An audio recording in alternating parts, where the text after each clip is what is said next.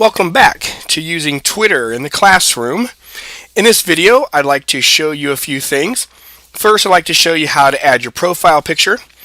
I'd like to show you how to add a header, maybe add some colors to spruce up your page, and I'd like to finish with just going through some of the settings.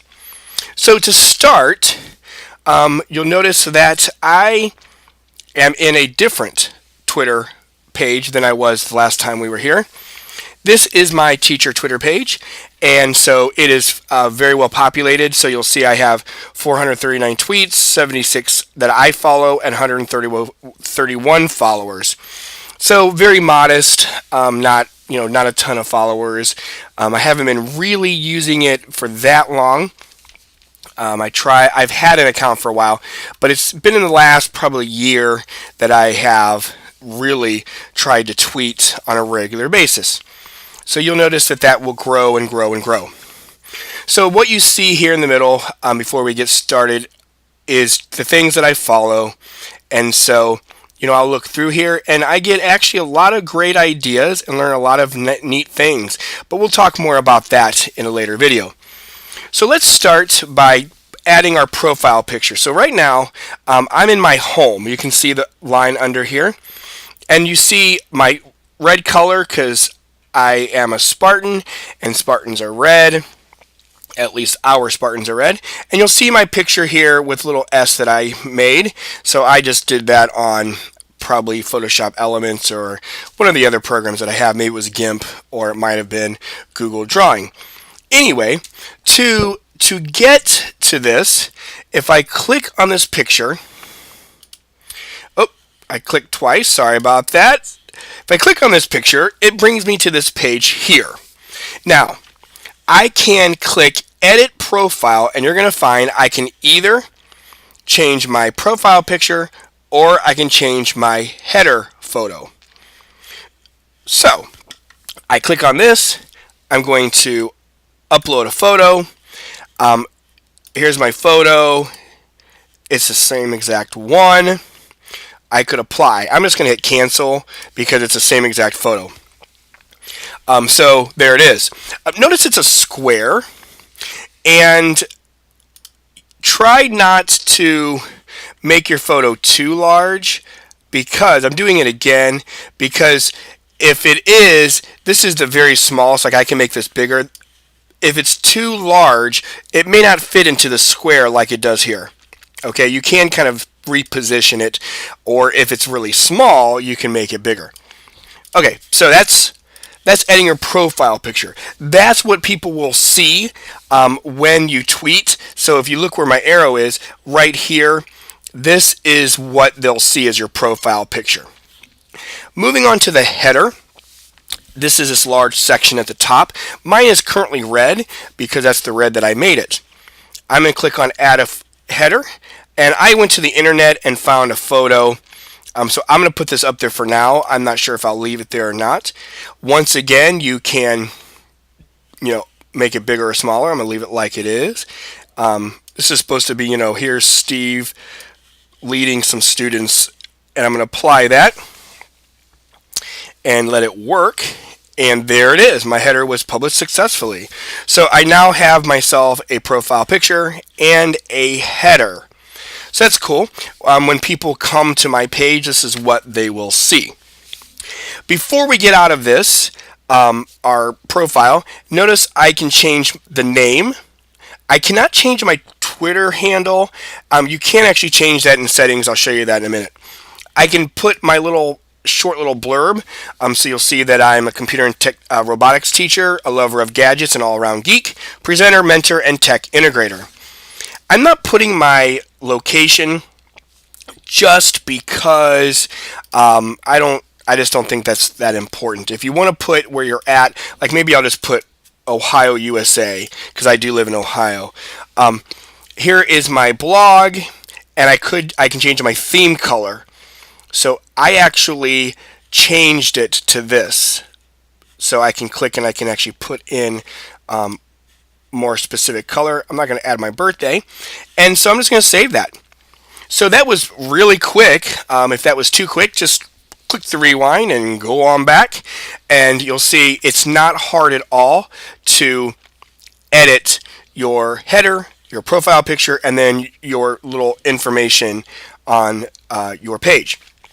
So again, this was my actual page. It was not my home. If I click home, you'll notice I go back to what this looks like. This is my look. This is what I see. If I click here on my name, or if I click on my picture, it takes me to where the page where other people see. Okay, so that was pretty quick adding those things. Let's take a look at our settings. So if I click on my profile picture up here at the top, I can come down to settings. Now we were here last time and we looked at the security and privacy. We looked at that because I wanted to show you how you can make your page open to the public. Actually, it started that way, or we can close it off if we really just want certain people to follow us and get information that way. So first, let's go ahead. We're on account. This is where you can actually change your username. Now, sometimes finding a good username is difficult. So if you get a username you really like, I'd stick with it because you may not find what you're looking for. You can add your email address. This is a different email address than we had last time. It's my school email address, my language, and my time zone.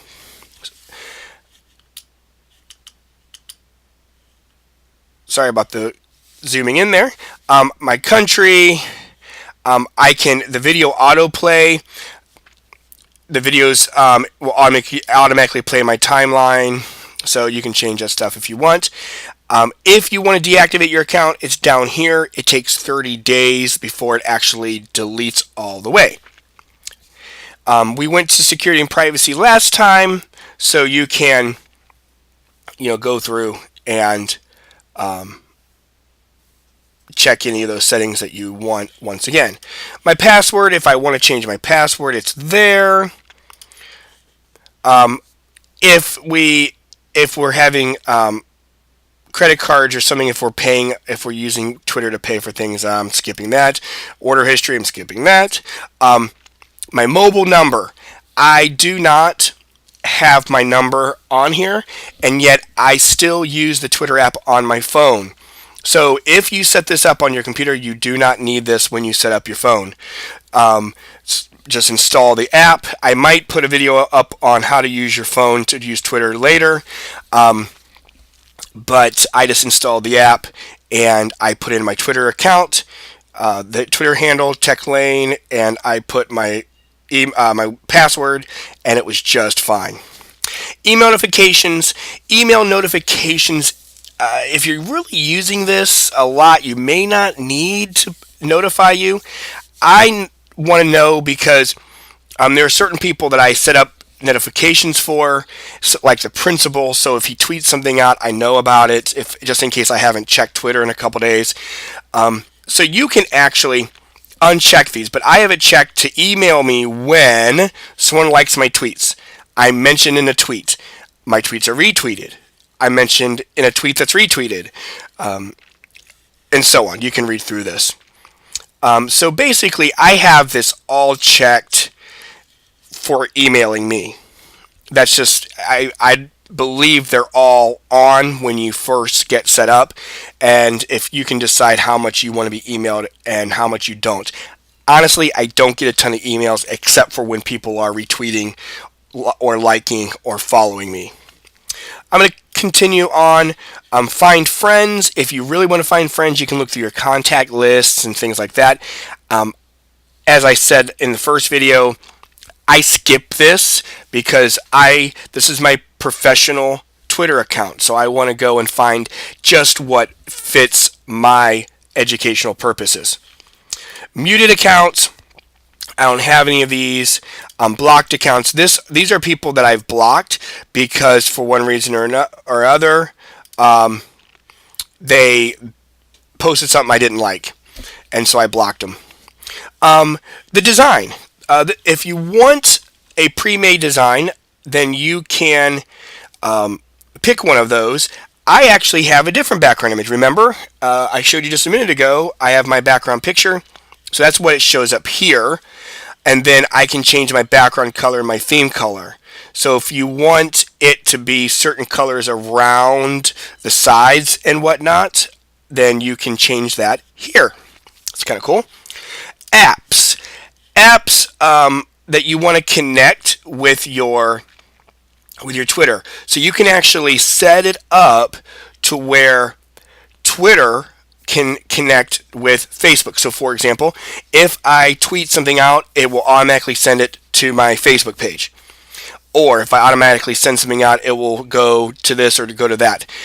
You'll notice I have Twitter for the iPhone, so I have that access. I can revoke the access if I want. I have Twitter, the Twitter application on my Mac. I could revoke it if I want. I have Twitter set up with my Kindle, so I can tweet something I've read on my Kindle. So all of these are different things that I have connected with my Twitter account.